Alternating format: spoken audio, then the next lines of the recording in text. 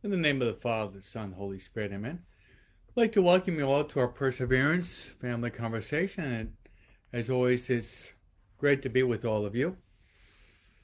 We always like to start off our conversation by inviting Mary to be with us. Mary has many wonderful titles.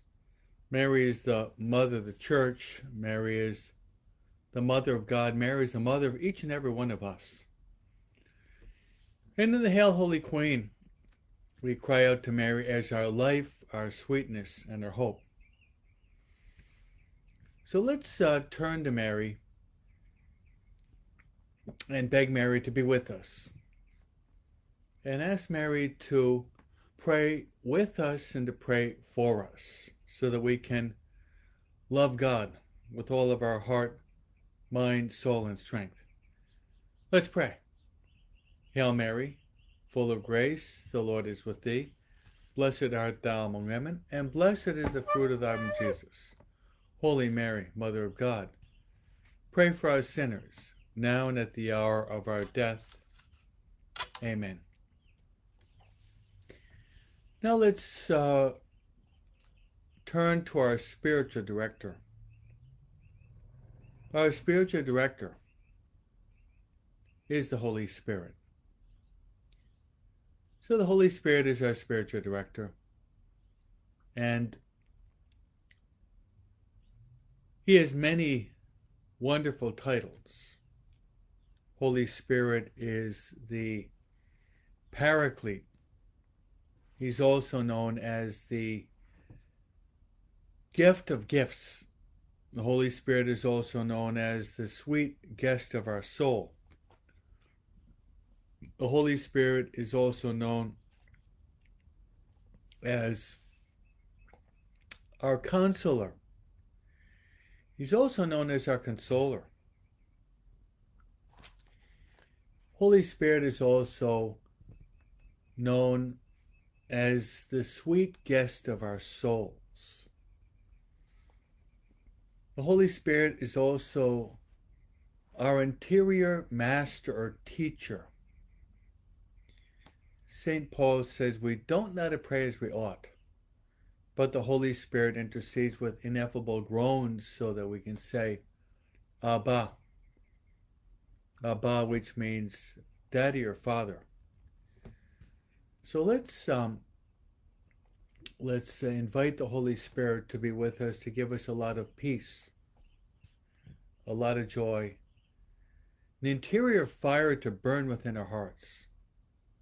As we say, come, Holy Spirit, fill the hearts of your faithful, and enkindle within us the fire of your divine love. Send forth your Spirit, and they shall be created. And thou shalt renew the face of the earth. Let us pray. O God, who did instruct the hearts of your faithful by the light of the Holy Spirit, grant us by the same Spirit we may be truly wise, and ever rejoice in his consolation, through the same Christ our Lord. Amen. Glory be to the Father, to the Son, to the Holy Spirit, as it was in the beginning, is now, and ever shall be, world without end. Amen.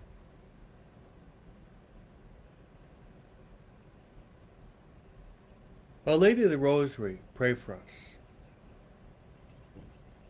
Saint Joseph, pray for us. Saint Michael the Archangel, pray for us. Saint Gabriel, pray for us. Saint Raphael, pray for us. Saint Ignatius of Loyola, pray for us. Saint Irenaeus, pray for us. Saint Maria Faustina Kowalska, pray for us. Saint Francis Xavier, pray for us. All God's angels and saints, pray for us. In the name of the Father, and the Son, and the Holy Spirit, amen. How true, my friends, the family that prays together stays together. So we start by praying to Mary, the Holy Spirit, then we pray to the angels and the saints. So we indeed are in good company. We're in good company as we start off our conversation this morning. And as always, I promise to pray for you in the Mass, the two Masses that I'll be celebrating today. I'll have Mass at midday and then another Mass at 7 o'clock in the evening in another mission that I'm carrying out. So I'd like to place you on the altar and offer these intentions. First intention will be that all of us will strive, make a concerted effort to be open to the Holy Spirit. Speak, O Lord, for your servant is listening. That will be our attitude. An attitude in which we're listening to the voice of God speaking to us.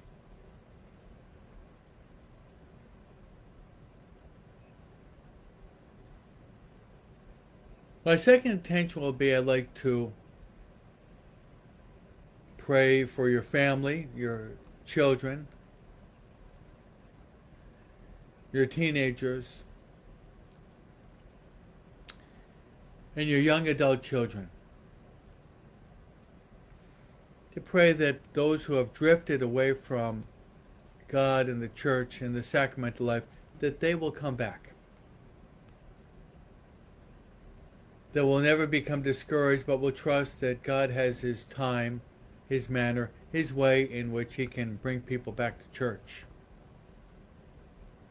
Sometimes in mysterious ways. Our God is a God of mystery. He works in ways that we would never fathom by our limited human intellect.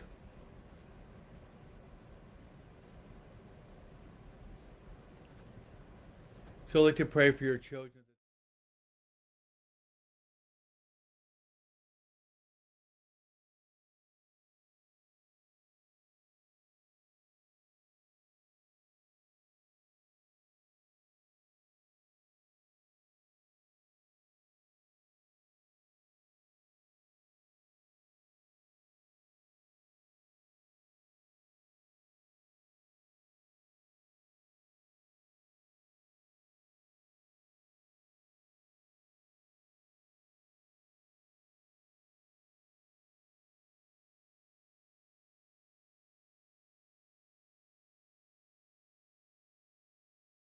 Because on a state level, still abortion is permitted in many states. So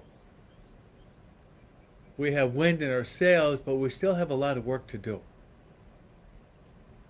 We still have a lot of work to do to keep working and promoting the first and fundamental right of the human person, that, as our Constitution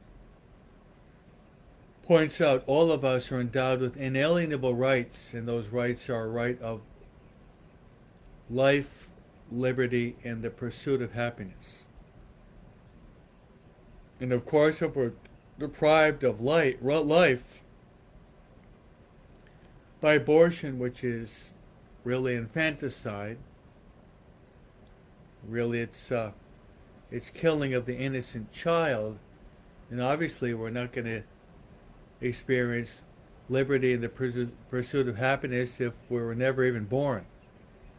So let's, in a consistent, persevering, somewhat quiet way, not flaunting that success, keep working with the help of God's grace and through the prayers of Mary, the Mother of Life, to defend life. And I'd also say to defend life, but also to defend the family. Those are the two major attacks in our society: attack against human life and attacks against the family. So let's pray for those very, very special intentions. Defend life. Life is precious. Life is a gift from God. Life is the first of all of our rights. So let's thank God for the fact that He's given us life and live our life to the fullest extent possible. So before entering into our theme today, we basically have three themes. We've got another very important saint. His name is Saint Irenaeus. We're continuing with the minor prophet Amos.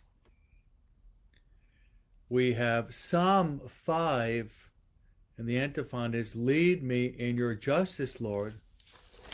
Then we're continuing in Matthew chapter 8, in which we see one of the miracles of Jesus. The gospel today, my friends, is the only time in the whole Bible in which we see Jesus fast asleep. And you'll see where.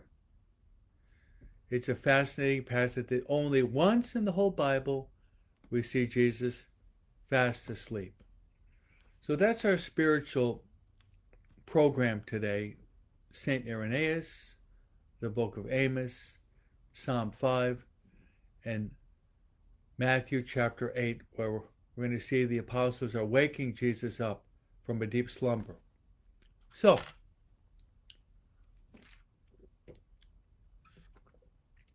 I want to thank you all because last night was a very beautiful night. I think many of you know that over the past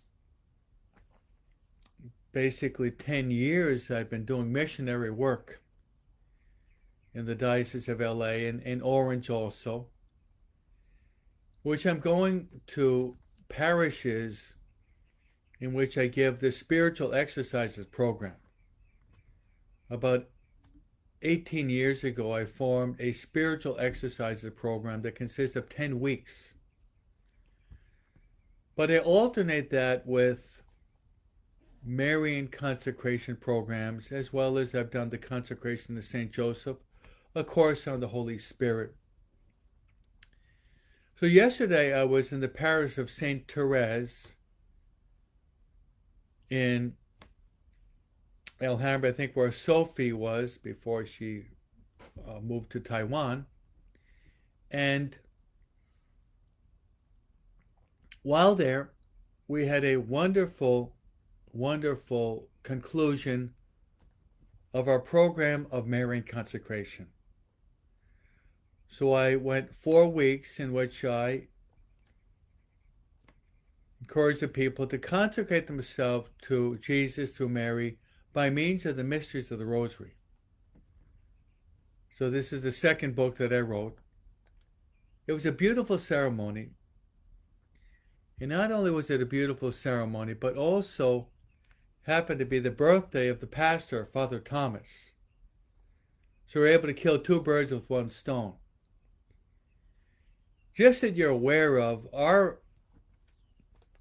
method or pastoral style of consecrating to Mary is we do it in the context of the Mass. Given that I'm a priest, I try to take advantage of the sacrament of grace that God has bestowed upon me.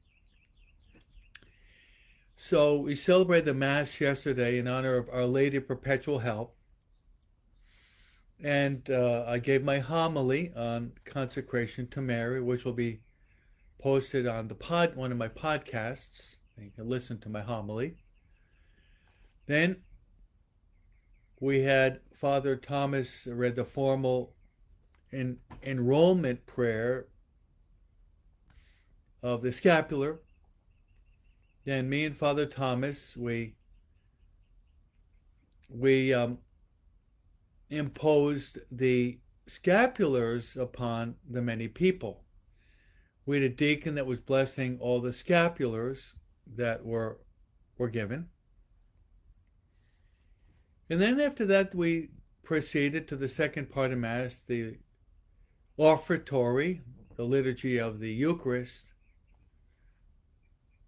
Then after the Mass, we did something very beautiful. We had a Eucharistic Marian procession. We had a Eucharistic Marian procession there in Alhambra. We basically we walked around the Church of St. Therese on the sidewalks, crossing one of the streets. And Father Thomas, he carried in procession the Eucharist in the monstrance. He was surrounded by 2 altar servers. We had incense. I accompanied him. We also carried a beautiful statue of Our Lady of Fatima. It was a beautiful procession. We probably had a good 200 people that were walking in this Eucharistic Marian procession through the streets of Alhambra. Then after that, we walked into the church. We enthroned the Eucharistic presence of our Lord on the altar. I prayed the Most Holy Rosary, the Joyful Mysteries. Then we prayed the Chaplet of Divine Mercy. Then Father Thomas gave a solemn blessing with the Eucharist. We sang a Eucharistic hymn. Then after that, we gave Father Thomas a gift for the parish as well as for his birthday. And it was a very beautiful painting of Our Lady of Perpetual Help. Now all the people, they made their consecration to Mary. They have their external sign of consecration to Mary is by wearing the scapular. So the scapular is the external sign of consecration. It's called the garment of grace. The external sign is called the garment of grace. And now, these many people are consecrated to Mary, which means they no longer belong to themselves, they belong to Jesus through the Immaculate Heart of Mary and through Our Lady of the Rosary. So it was a very, very beautiful celebration. So then in the month of August, I'll be doing another Marian consecration, but this time it's going to be in Spanish, and it'll be in the Church of Our Lady of Loreto, which is a church close to the cathedral downtown LA. So we're on the move. We're on the move. Tonight I go to the Church of Sant Felipe Neri, in which I'm continuing the spiritual exercise of St. Ignatius. So we're on the move. I'm on the move as well as my missionary team. We're on the move. Our Lord said, go out to the whole world and teach all I taught you. Baptize them in the name of the Father, the Son, the Holy Spirit. And I'll be with you always, even until the end of the world. So I thought I would just share that glorious evening of grace that many people received. And if you have not made a formal consecration to Mary, I invite you to do it. Irene Copioso was in the city of Mexico with a group of women in which they were consecrating themselves to Mary. They sent me a Zoom link, but I forgot to zoom in. So I apologize for not being able to do that. It just skipped my mind. There's so many things on the back burner, and sometimes you arrive at a certain age where you forget certain things. No? It's like the man was given memory pills, but he always forgot to take those memory pills. No? So, my friends, it was a beautiful night. And once again invite all of you to consecrate yourself to Mary, and if you've done it, to renew your consecration to Mary every year. That should be an annual basis. I did my first in 1976, following St. Louis de Montfort, and after that I felt a real strong desire to become a priest. So Mary works. Mary works in a very powerful way. So let's move into the liturgy for the day. And part of our Perseverance family is the communion of saints. That means when we celebrate the feast day of a saint, we try to get to know these saints, and then they become part of our Perseverance family. So yesterday we celebrated Saint Cyril of Alexandria, who defended Mary as Mother of God against the heresy of Nestorius. So as a result of the work of Saint Cyril of Alexandria, the Council of Ephesus was convoked, and the Council Fathers proclaimed Mary as the Theotokos, which means the God-bearer. So that was the claim to fame, so to speak, of Saint Cyril of Alexandria. And so now we pray, Holy Mary, Mother of God, pray for us sinners now and at the hour of our death. Amen. And of all the titles of Mary, Mary as being the Mother of God would be the most glorious of all the titles of Mary. So we move from Saint Cyril of Alexandria to another early saint. His name was Saint Irenaeus. And Irenaeus actually means peace, peacemaker. He was born around the year 130. He was a disciple of Saint Polycarp. Saint Polycarp was a disciple of Saint John the Evangelist. He was born in Turkey, but he exercised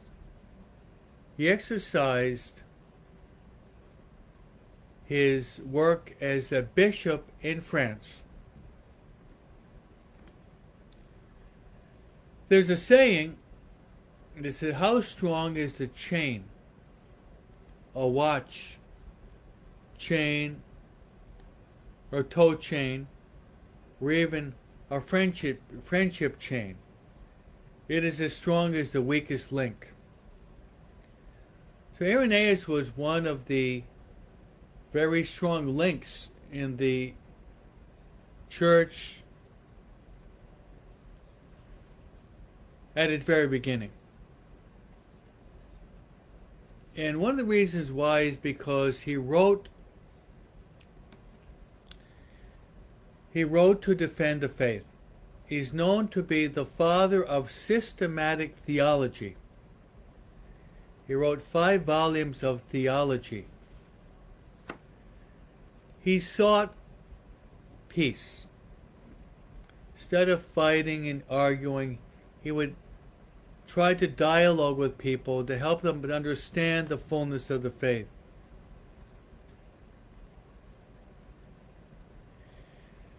Now, as we mentioned yesterday, in the time of Saint Cyril of Alexandria, which would be the 400s, Saint Irenaeus had to fight against another heresy.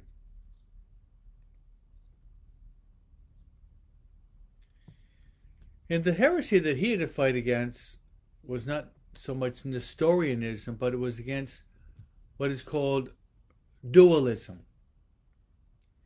Dualism in which there was a wrong doctrine preaching that matter, the body, the flesh, all material things were bad.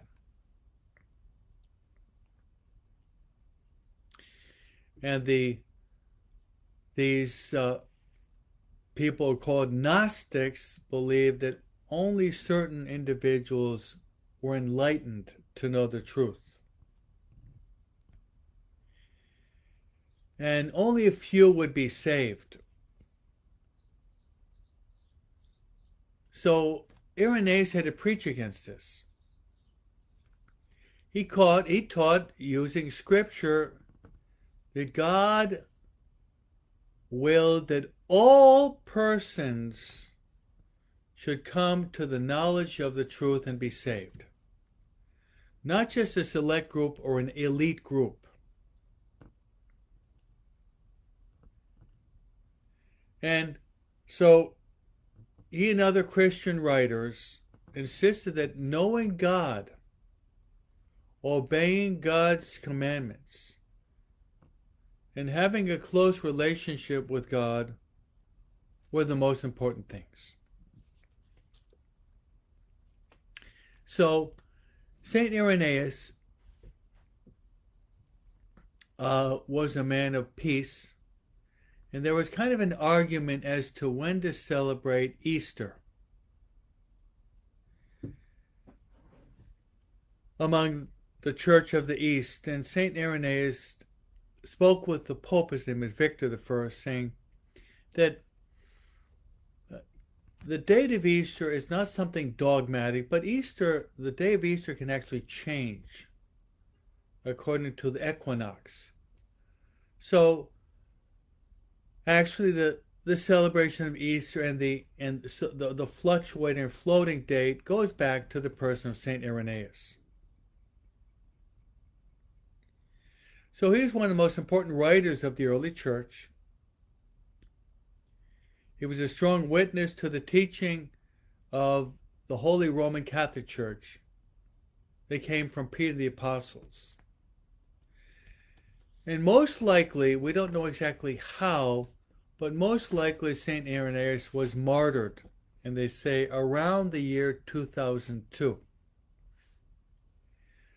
And he exercised his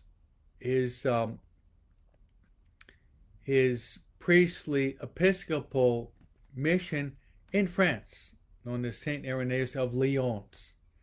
Exactly how he got to France and why he was moved to go there, we're really not certain. But let's ask St. Irenaeus for these three graces. Number one, that we would try to live out the beatitude, blessed are the peacemakers, because his name means peace. Blessed are the peacemakers, for theirs is the kingdom of God.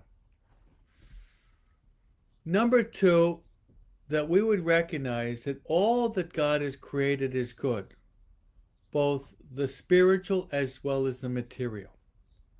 We don't believe in dualism or Gnosticism. And third, in honor of St. Irenaeus, as well as St. Cyril of Alexandria, let us all try to make a real effort to study our Catholic faith, to get to know our Catholic faith. One of the primary reasons why so many people are exiting or leaving the Catholic faith is because of great ignorance. So let's strive to get to know our faith. Myself, I'm trying to learn the beauty of the Catholic faith on a daily basis. But let's not keep our faith to ourselves, but rather, one of the best ways for us to grow in our faith is to share our faith with others. How true. One of the best ways for us to know our faith is to share our faith with others. St. Irenaeus, pray for us. So, my friends, we move from St. Irenaeus to the readings for the day. And we're reading through one of the minor prophets. His name is Amos. And just a summary of one of the basic themes of Amos, as we talked about yesterday, is he's a promoter of the social doctrine of the church. Meaning this: if we really want to love God with all of our heart, mind, soul, and strength, that's the first and greatest commandment. The second that follows is we should be concerned about our neighbor, our brothers and sisters. Most specifically, we should try to help out the most vulnerable, the unborn baby, the elderly, the afflicted, the immigrant, the widow, the homeless, the suffering, the sick. Those are the people we should bend over backwards toward. So that's one of the primary themes of Amos, is that we have to make a concerted effort to care for the poor. To care for the poor. Okay, I'd like to just take one or two ideas from the reading today. It's taken from Amos chapter 3 and 4.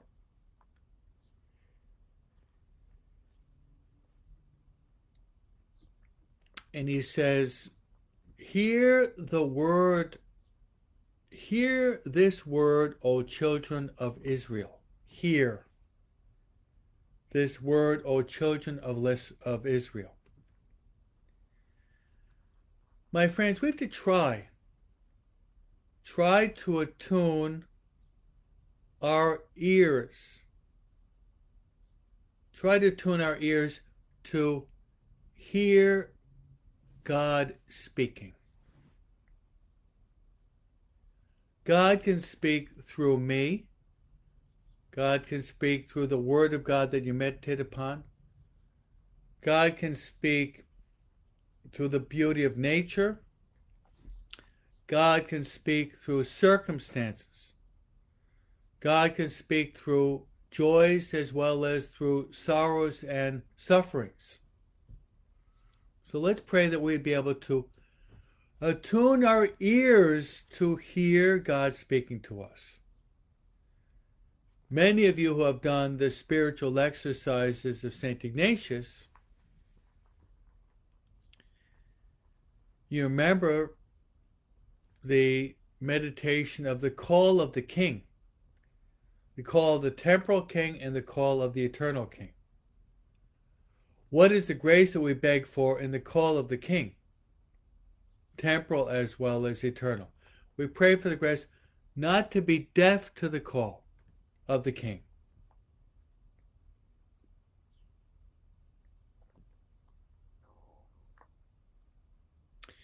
Now, this is what Amos says.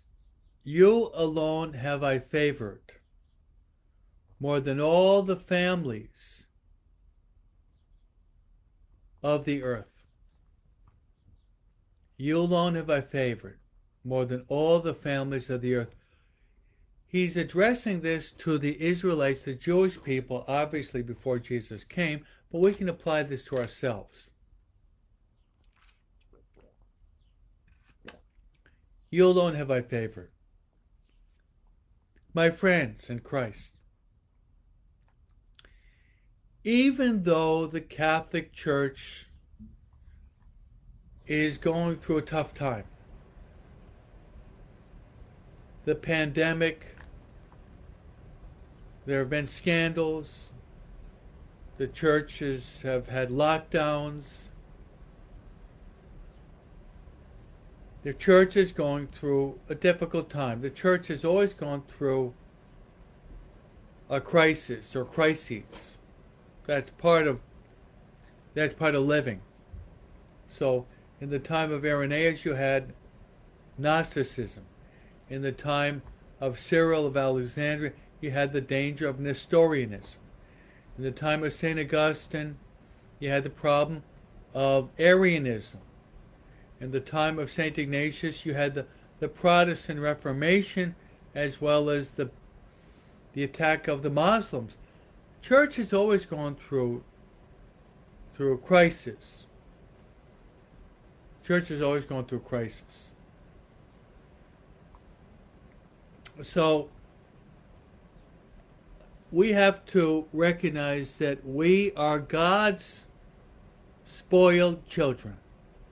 Let's just spell it out. We're God's spoiled children.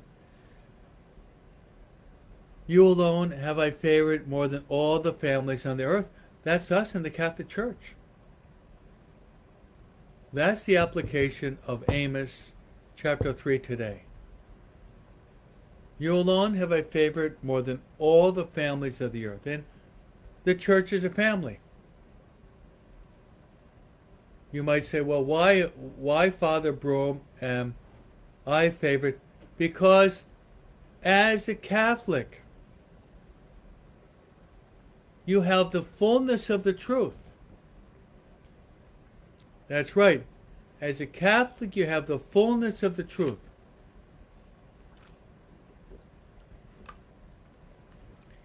You have the Eucharist. You have Mass, Holy Communion, the Eucharist. We should thank God for this gift. You have the real presence of Jesus in the tabernacle. We should thank God for this. You have the God's gift of mercy every time you go to confession. Thank God for this. You have Mary as your mother, your life, your sweetness, and your hope. Thank God for this. You have the communion of saints, the saints in heaven that are your friends, praying for you. Thank God for this. You have 2,000 years of tradition and the writings of the fathers of the church, the doctors of the church. Thank God for this. We have many devotions and traditions, novenas, triduums, feasts, solemnities. Thank God for this. You have the presence of the angels to be with you. Thank God for this. So that's the point I'd like to highlight from the prophet Amos. You alone have I favored more than all the families of the earth. But then, therefore I will punish you for all your crimes. We cannot neglect the following verse. And what the Word of God is saying is the following. It's the parable of the talents. The more that you're given from God, the more that you're given from God,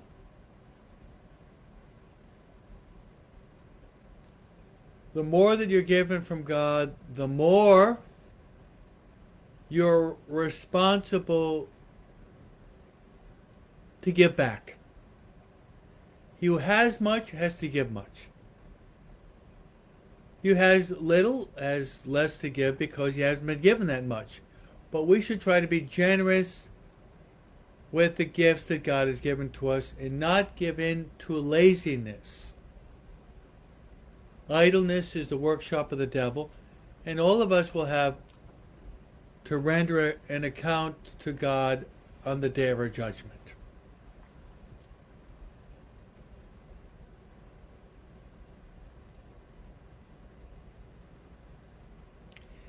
So, those are just a couple ideas from Amos, that we are very favored. We're the most blessed family on earth, the Catholic family, but we have to be responsible for the gifts that God has given to us. And the responsorial psalm is Psalm 5. Lead me in your justice, Lord. The psalm says, at dawn I bring my plea expectantly before you. For you, O God, delight not in wickedness. No evil man remains with you. The arrogant may not stand in your sight.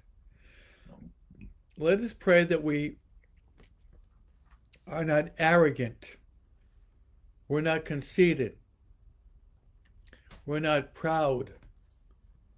We're not puffed up. We're not self-sufficient, but our help is in the name of the Lord, who made heaven and earth. And the psalm, responsorial psalm, concludes by saying, "But I, because of your abundant mercy, will enter your house.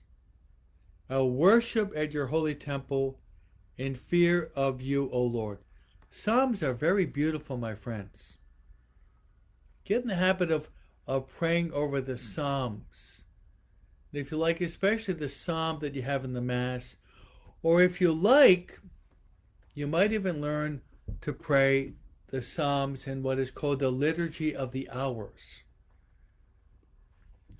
Once we become a deacon, we have two promises: celibacy and praying the Liturgy of the Hours.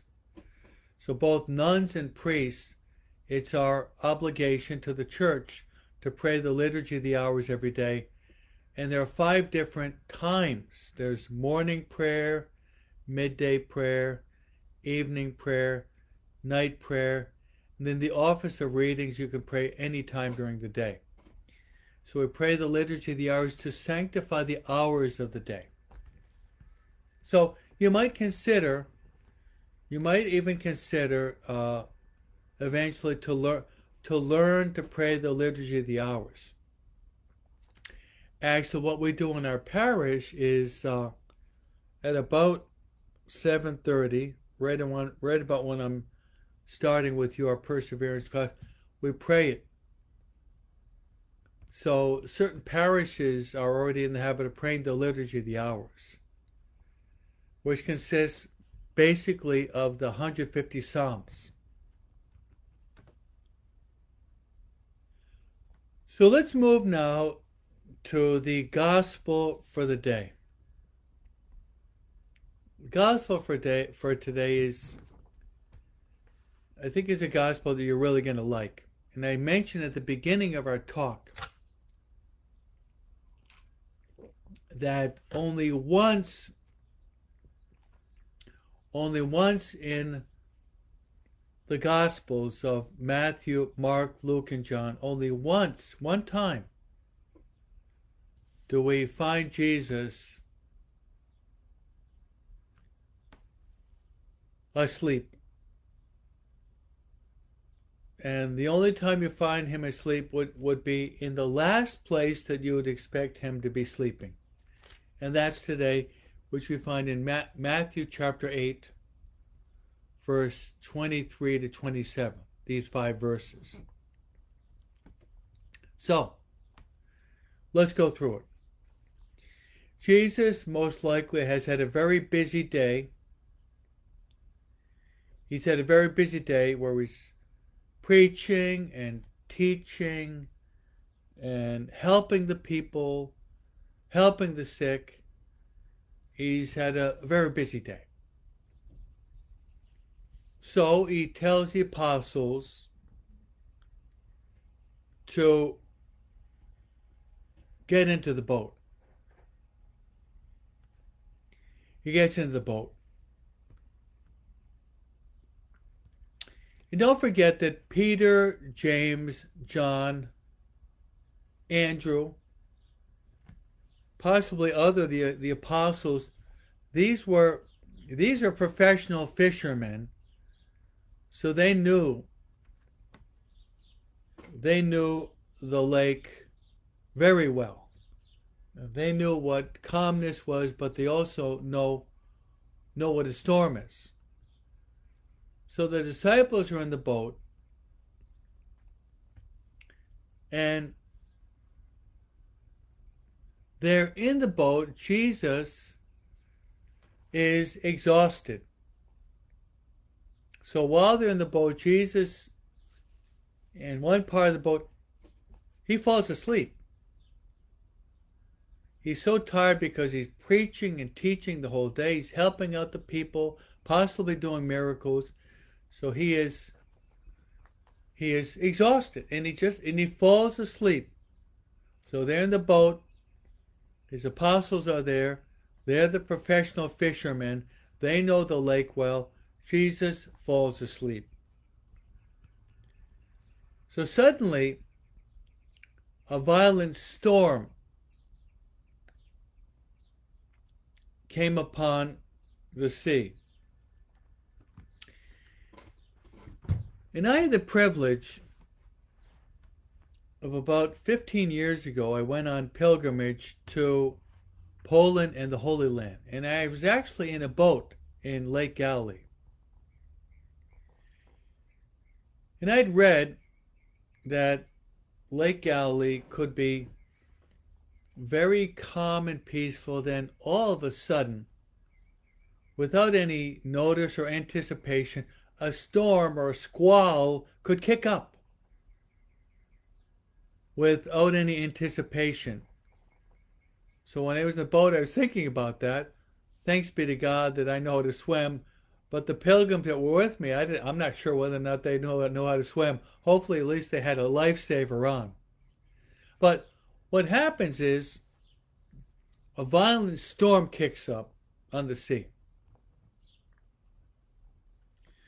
And as a result of that, the boat is being swamped by waves. So you got the storm, water is leaking into the church in buckets, but Jesus is asleep. So of all the times in which our Lord falls asleep, he's falling asleep in the midst of a violent storm on the lake. And there are many lessons that we can glean or derive from this passage. The apostles, aware of the danger of this ship possibly capsizing and sinking, and maybe they're losing their lives, they're in real danger. So they came to Jesus and they wake him up. And they say to him these words that can be part of our words, and these words that can be a prayer for us. And there are 6 words, 2 short sentences. Lord, save us. We are perishing. Powerful words. Lord, save us. Lord, save us. We are perishing. We might even incorporate those words in our own spiritual vocabulary. Lord, save us. We are perishing. So Jesus wakes up, and what he does, Jesus, with great calmness, without worrying, even though the storm has descended upon the lake as well as on the ship, he says, "Why are you terrified, O you of little faith?" Good question. Why are you terrified, O you of little faith?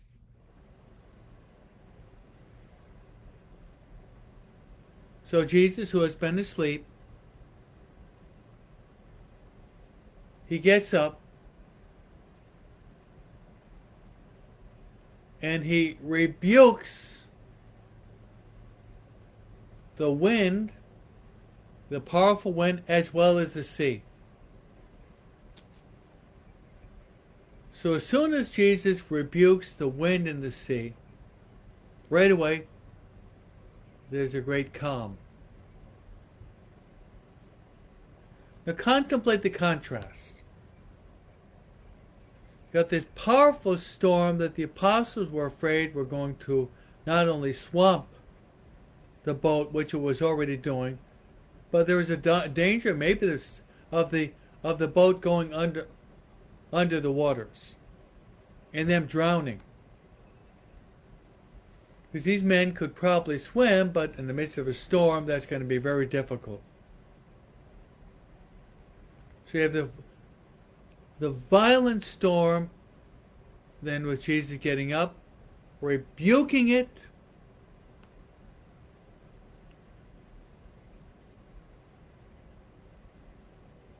there's a great calm. Immediately. Rebuking the winds and the sea, right away there's a great calm. Now imagine you're in the boat with the apostles. What would be your reaction? Well, the gospel says that they were amazed. They were amazed and they said, "What sort of man is this? What sort of man is this? Whom even the winds and the sea obey him."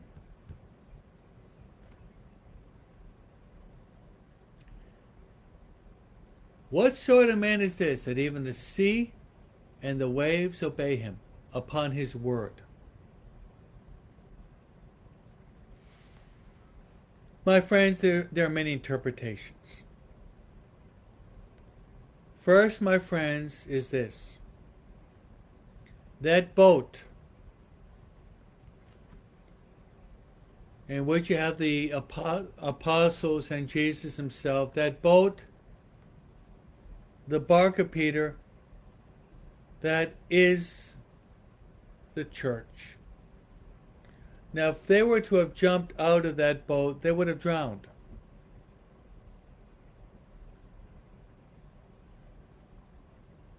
The boat is the church. My friends, stay in the boat of the church.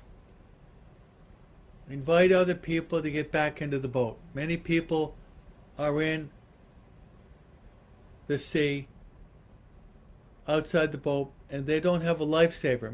Maybe some of your relatives and friends. Stay in the boat. Stay in the boat. Remember the Ark of Noah. Who was saved? Noah, his wife, and relatives, or those outside the ark?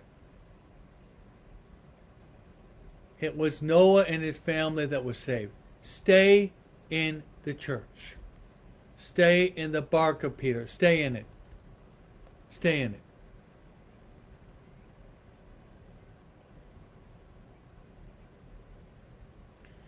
Stay in the boat. The bark of Peter, as I said earlier, has always gone through tough times. Within the church and without the church. Fulton Sheen says when the church is attacked from without through persecution, the church is stronger from within. When the church is weak from within, that happens too, and the church suffers.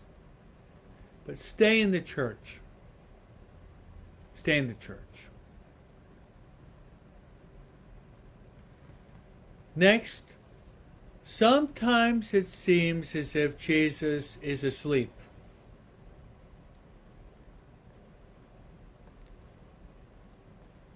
Sometimes it seems as if Jesus is asleep. Do not be afraid to go to Jesus and to wake him up. Now the next point is this, is that as the disciples experience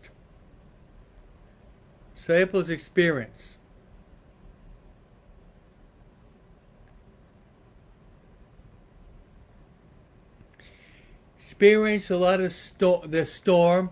So the storm that descended upon the apostles is symbolic of our lives. Our lives in which we are assaulted by many trials, tribulations, sufferings, setbacks, crosses, contradictions. My friends, our life is like being in that boat in the sea in which the storm descends. That's part of the human plight. That's part of existence. We all have storms in our own lives.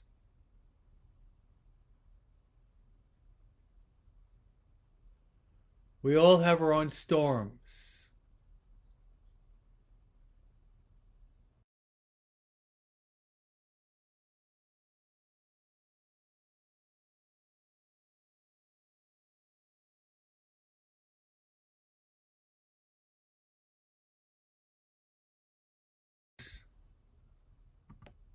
Are minor storms.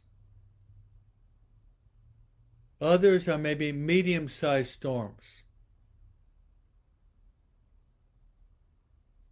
Other storms, my friends, are maybe very violent and powerful. But no matter what the storm that you may have experienced or experienced in your life, maybe it appears as if Jesus is asleep.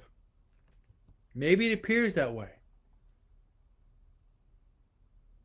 But he's not offended if you wake him up.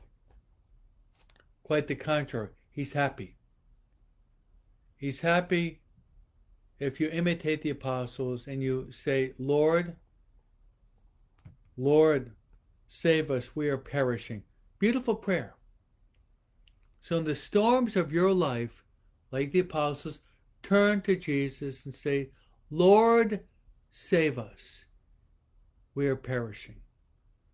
And the Lord will extend his hand and he'll help to calm the storms in your life. Beautiful passage, my friends. Beautiful passage. And I'd like to give you, my friends, my priestly blessing. The Lord be with you. May Almighty God bless you, the Father, the Son, and the Holy Spirit. Remember, my friends, to say, Lord, save us. Lord, save us. We are perishing, and the Lord will calm the storms in your life. Amen.